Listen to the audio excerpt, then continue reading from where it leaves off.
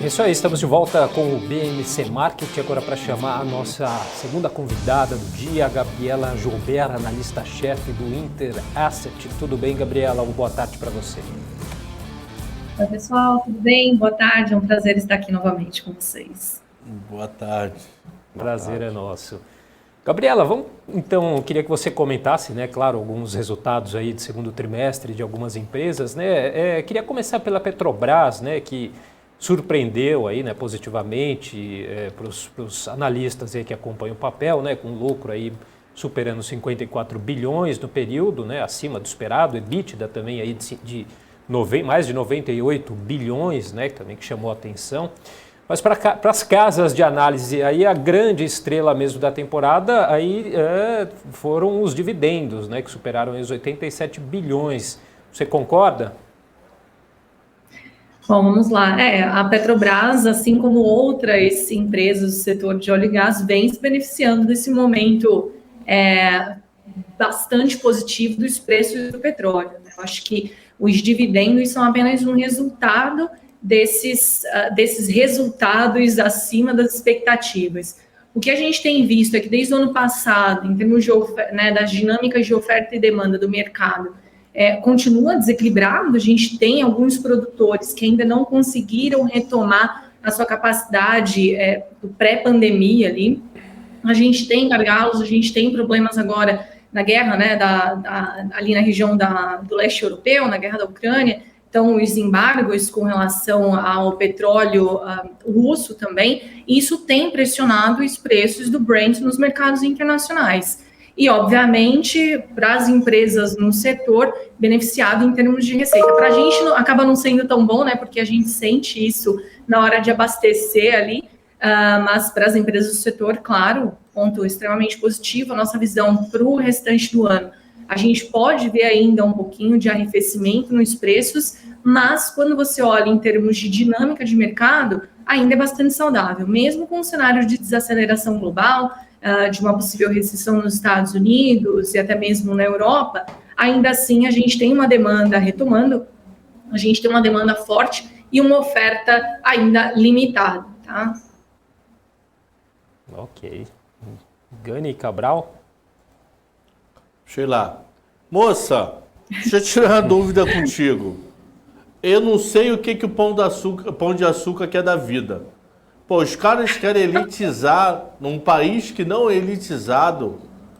Qual é esse novo posicionamento do pão de açúcar se livrando de supermercado de classe C e D? Acho que bom, vamos lá, né? O Pão de Açúcar em si, a marca Pão de Açúcar, ela sempre foi uma marca mais elitizada, né? Então, sim, voltada para a classe A e B. Acho que nesse momento agora, eles passaram por enfim, né, alguma reestruturação, agora dando continuidade para isso, mas ele volta ali aquele foco de, enfim, buscar essa penetração maior nas classes mais altas, tá? Óbvio que esse momento agora, quando a gente fala, né, de inflação alimentar, e principalmente neste momento em que estamos sentindo maior pressão inflacionária, maior pressão de custos, e o consumidor tem sentido isso diretamente no bolso, acaba ficando, como você mesmo falou, né, questionável esse tipo de movimento, tá? Mas ceteris paribus, né, como a gente fala aí, mantendo as outras condições inalteradas, você focar na classe média alta acaba sendo uma classe mais resiliente, mesmo em momento de inflação mais alta. Vamos lembrar, né, que existem 2 pontos aí para a inflação alimentar, tá? Então, para todos os grupos alimentares aí, você consegue repassar muito mais fácil esse tipo de inflação para o consumidor, isso para todo tipo de consumidor, porque a gente, enquanto consumidor, a gente deixa de consumir outras coisas, mas o alimento a gente segue comprando, né? A gente diminui outros tipos de gasto, mas alimento a gente continua.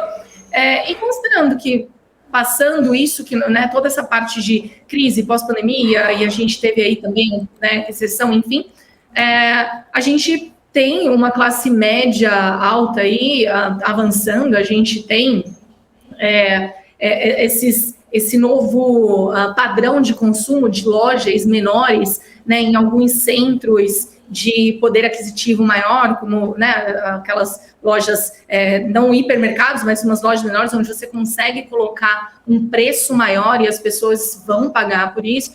Então, acho que apesar do momento, quando você olha na estratégia de longo prazo, é a empresa voltando, né, para o que era anteriormente, tá? Eu acredito que é mais este racional que está levando este movimento agora do que exatamente o que vem acontecendo no Brasil e no mundo em termos de pressão, de inflação. E, óbvio, né, a gente tem, como você comentou, né, a maior parte da população na classe D e E, mas é um posicionamento da empresa e é uma vantagem competitiva deles. E acho que eles querem estar concentrado nesse tipo de classe, faz parte dessa estratégia para o longo prazo também. Ô, Gabriela, vamos falar de uma empresa que está muito presente dentro das lojas do Pão de Açúcar, que é a Ambev.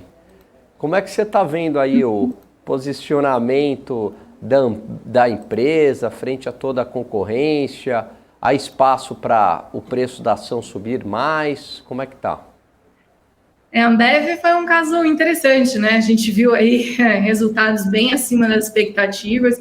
Até brinquei com o pessoal internamente, né? A força do happy hour voltando aí. Acho que foram empresas que acabaram sentindo. E aí, falando, né, de bebidas como um todo, eventos, a gente olha também Coca-Cola lá fora, enfim, mas empresas que sofreram muito com a pandemia e agora com a volta, né, as pessoas realmente voltando para a vida normal. Então, a população está voltando para eventos, para festas, para bares, para happy hour mesmo, né? E aí, uma empresa que, né, vinha apresentando um pouco mais de dificuldades por uma questão de conjuntura mesmo, passa agora a retomar, né, a sua tendência de crescimento. E acho que vale lembrar também, né, que a gente está em ano de Copa do Mundo, que é um ano, um período sazonal muito forte para essas empresas, e esse ano no verão, né? Então, tem mais aí um ponto em favor da companhia, né? Acho que é mais esse reflexo mesmo, a gente está voltando, as pessoas estão voltando e naturalmente vai consumir o chopp, né, o carro-chefe deles, né, o chopp Brahma, enfim. Acho que faz parte, né, desse movimento de recuperação mesmo, e a tendência é continuar mostrando, sim, essa recuperação de receita, conforme a população volta também para a sua vida social normalizada. E, já que você falou desse retorno, então, aí das pessoas, né, saindo às ruas, consumindo também, queria que você falasse um pouquinho de Multiplan, né, que teve alta aí de 84% aí no lucro do segundo trimestre. Acho que não só a Multiplan, mas as empresas ali de shoppings em geral, né, elas vêm apresentando também resultados resilientes e crescentes. Lembrando, mais uma vez, também um segmento que sofreu muito com a pandemia e que agora volta com força, né, com as pessoas voltando aos shoppings. Lembrar que parte da receita dessas empresas, elas vêm, sim, de vendas do varejo, das lojas que estão ali como um percentual nas receitas, mas também vem de aluguéis. E muitos contratos de aluguéis ainda estavam com os descontos que foram concedidos ao longo da pandemia, e agora não, agora você já vê essas receitas de aluguel full. Outro ponto interessante para se comentar sobre, e aí falando do setor em geral, tá? As receitas de estacionamento.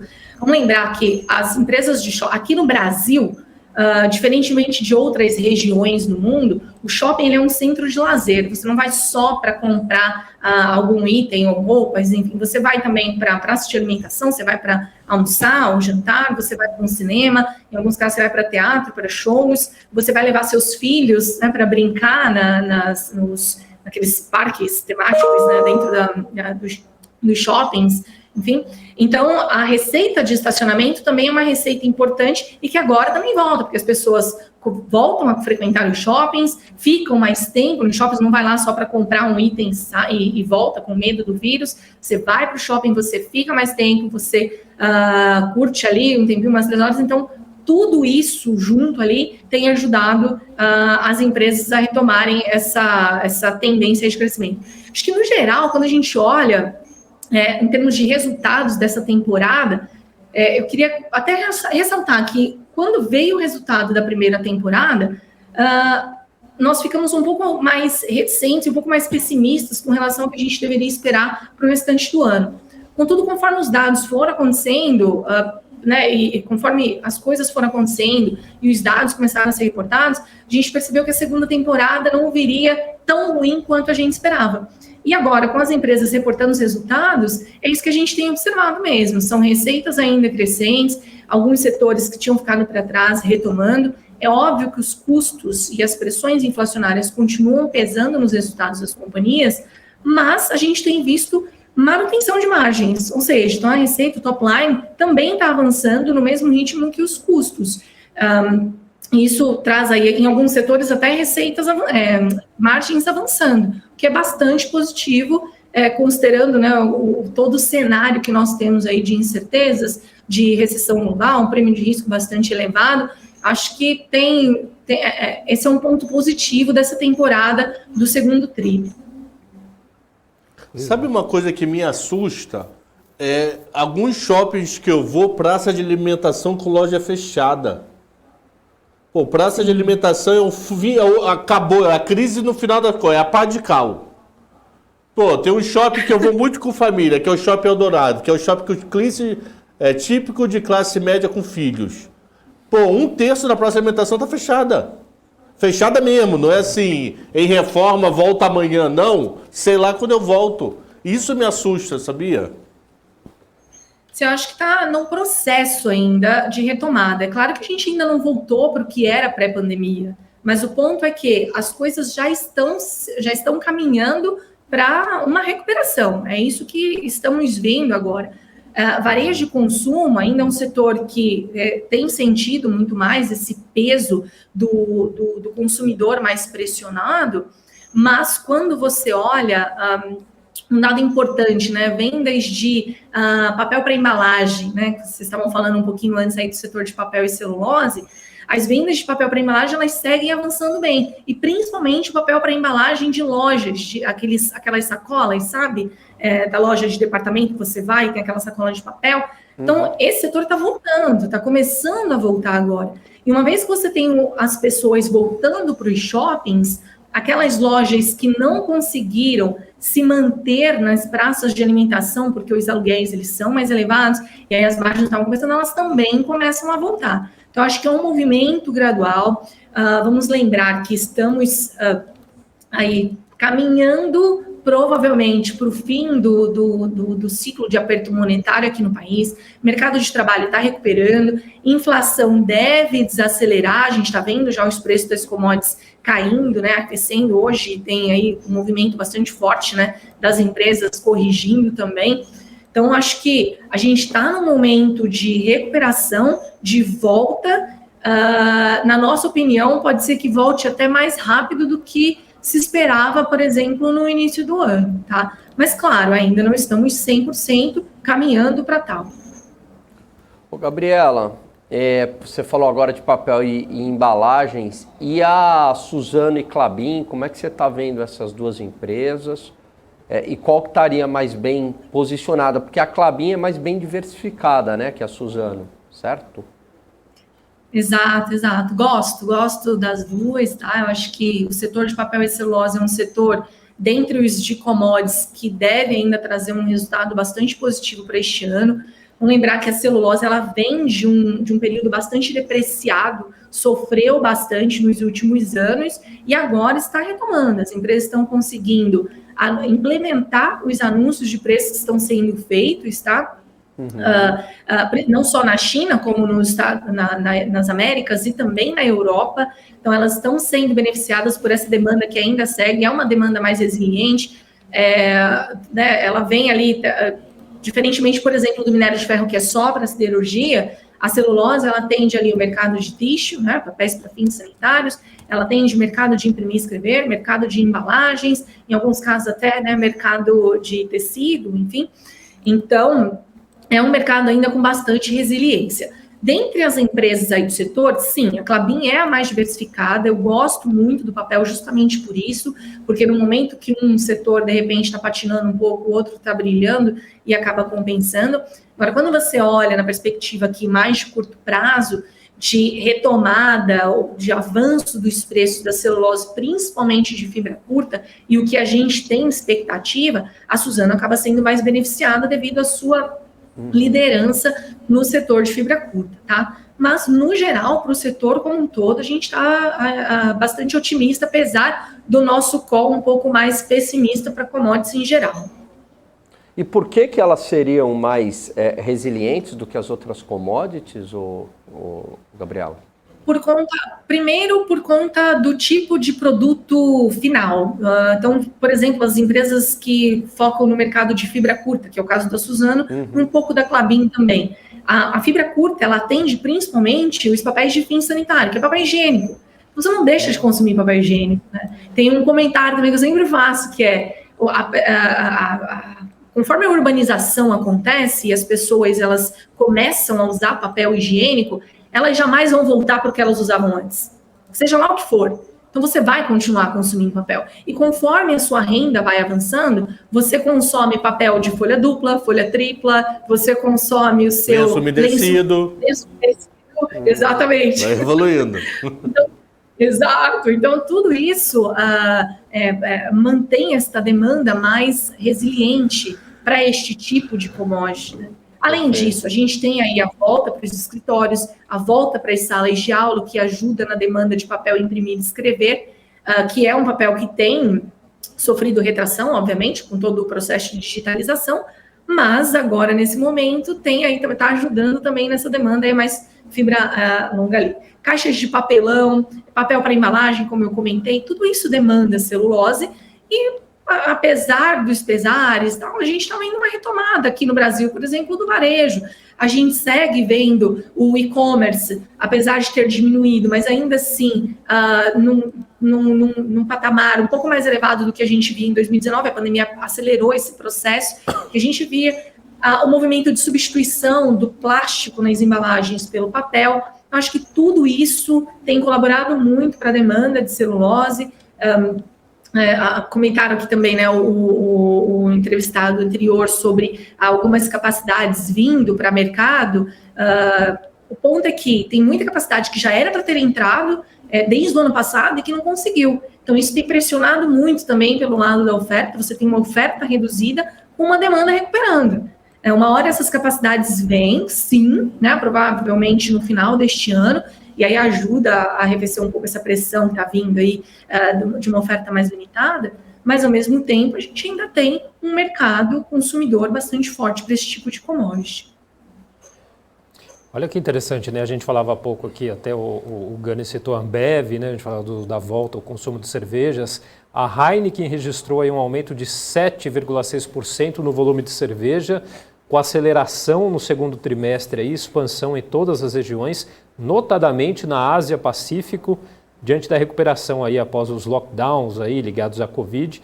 E além disso também houve sólido desempenho nas Américas e também na Europa, onde mais consumidores estavam bebendo em bares ou restaurantes. Vai no encontro aí do que a gente conversava, né? Bebe na China, pega Covid, barra 1 milhão em casa, mano.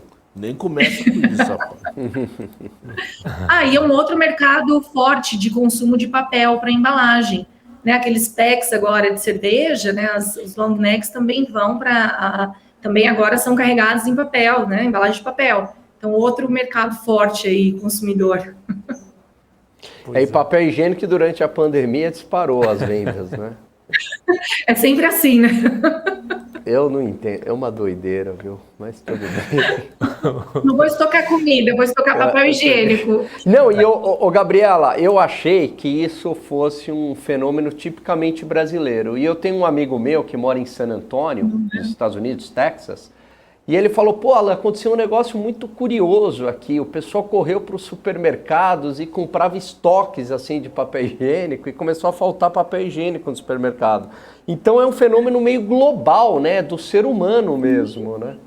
Sim, não me pergunte por quê, mas sim, isso acontece mesmo. As pessoas, elas estocam papel higiênico, é normal. Tá aí. Com medo de voltar para aquilo que se usava antes, né? Não sei. Pois é. Aquele rosa, lembra? Nossa. O rosa, como é que é? O... Primavera. Primavera. Primavera foi de todas as classes sociais, de Jorge Paulo Lema, Safra até a gente, maluco. Todo mundo já usou Primavera. Uma lixa. Bom, vamos lá. Vamos lá. Gabriela, bom, dá tempo de a gente falar um pouquinho também de Vale, né? Que registrou lucro aí de pouco mais de 30 bilhões aí, né? Agora no segundo tri, mas foi um resultado abaixo, né? Inferior aí, 25% aí inferior ao do mesmo período, comparado aí do mesmo período do ano passado, né? De 2021 aí. Inclusive, ano que a mineradora aí teve o maior lucro da história da companhia, das companhias abertas brasileiras aí, né? De 121 bilhões. Vamos lá. Bom, o resultado da Vale, para a gente aqui, na verdade, foi um pouco decepcionante, tá? A gente estava esperando um resultado retomando daquilo que foi o primeiro tri, e a companhia não conseguiu. Acho que tem alguns pontos aí que precisam ser ressaltados. Primeiro, o preço do minério de ferro está desacelerando. A gente já estava com uma projeção de preço de minério de ferro em $100 para o final do ano, já olhando essa desaceleração na China, um provável hard landing ali. Além disso, né, os prêmios de qualidade, eles diminuíram também. Esse é um ponto forte da companhia. Ela é uma companhia premium com produtos de alta qualidade, mas vamos ressaltar também que o relatório de produção dela vem mostrando ali um pouco de dificuldade de extração de minério no Sistema Norte, que é a menina dos olhos da empresa, né? Então, acho que 2 pontos: demanda, né, arrefecendo na China, pressionando os preços da commodity nos mercados internacionais, mas aqui dentro também a empresa tem um pouquinho de dificuldade para colocar os seus produtos mais premiums ali no mercado da maneira como se gostaria, da maneira como o mercado espera, como os analistas aqui, né, esperam, tá? Na nossa visão, né, existe sim um risco maior aí em termos de China. Quem acompanhou semana passada, né, o pronunciamento do Banco Central chinês, eles já não estão falando, o governo chinês ali, né, não estão mais falando tanto dos 5,5 de PIB. Esse é um indicador importante. Quantas vezes o governo chinês fala dessa métrica ao longo, né, das suas falas, dos seus discursos, e reduziu muito. Então, pode significar que eles já estejam abrindo mão ali dos 5,5, porque já sabem que não vai dar. Então, isso também é importante, né? E por mais que o governo chinês esteja colocando ali estímulos para o real estate, que é um setor extremamente importante para a siderurgia, logo para o consumo de minério de ferro, a gente está vendo que não está surtindo tanto efeito assim. Então, tem muita incerteza com relação à China, e isso, obviamente, afeta as ações da Vale, né, e o que a gente projeta de demanda para o futuro. Então, a gente precisa prestar atenção neste ponto. Agora, do lado positivo, a gente tem metais básicos, né? É um segmento que tem um potencial muito bom ali de destrave de valor. A companhia, desde o início do ano, já começou a mudar um pouco o discurso, né? Focar mais em metais básicos do que em minerais ferrosos. Antes ali de Brumadinho, eles já vinham falando de metais básicos, e aí, obviamente, com Brumadinho voltou-se, né, de novo para ferrosos, depois veio pandemia, enfim, e agora eles voltam de novo a direcionar o foco para este segmento, que é um segmento que tem uma perspectiva bastante positiva para o futuro, principalmente com a ascensão de veículos elétricos, a eletrificação das coisas, né, o IoT lá, Internet of Things. Então, acho que nesse segmento a empresa tem bastante coisa para fazer também, mas muita coisa para entregar também. Então, vejo com bons olhos esse novo direcionamento, esse novo enfoque da companhia para este setor, principalmente considerando o que a gente tem de projeções aí, de previsões para o mercado de veículos elétricos como um todo. Ok, ainda temos mais um tempinho aí. Gani e Cabral, querem fazer mais alguma pergunta? Tenho. A Gol, com essa volatilidade absurda no dólar e no querosene lá, o diesel de aviação, sei lá, e com esse povo viajando, não viajando, tem futuro? Ou é pro meu neto? Pois é, né? Vamos falar do setor como um todo, né? Acho que tem 2 pontos aí. Demanda retomando, de fato. Então, as pessoas estão voltando a viajar, aquelas viagens que ficaram on hold ao longo, né, durante a pandemia, agora as pessoas estão voltando, estão querendo, né, voltar, quem tem condições. Então, deste lado, né, neste ponto, é positivo. Agora, para as aéreas como um todo, o custo, obviamente, de combustível pesa muito, a gente sabe disso, né, faz parte inerente ao business. Então, acho que este ponto é um ponto né, que vem pesando, ainda deve continuar pesando um pouco, pressionando muito as margens das companhias. Acho que um outro ponto também, mão de obra, né? A gente tem visto uma dificuldade imensa de todas as empresas no setor para conseguir mão de obra, e aí eu vou falar qualificada, porque, obviamente, né, você precisa, né, claro, né, de uma mão de obra específica para esse tipo de indústria, e as empresas estão tendo dificuldades. Então, muitos voos têm sido cancelados, e aí não só o voo em si, mas aquele trajeto, né, que eu esqueci o nome agora, mas que tem um nome específico para isso, mas aquele trajeto X, porque você não consegue colocar pessoal para atender essa demanda que vem aí. Quando você fala, então, de mercado norte-americano, onde o mercado de trabalho ainda está aquecido, apesar da gente já estar esperando, né, alguns sinais de aceleração para o segundo semestre, enfim, mas ainda está muito aquecido, a dificuldade ainda é maior. Então, essas empresas têm um desafio muito grande, sim,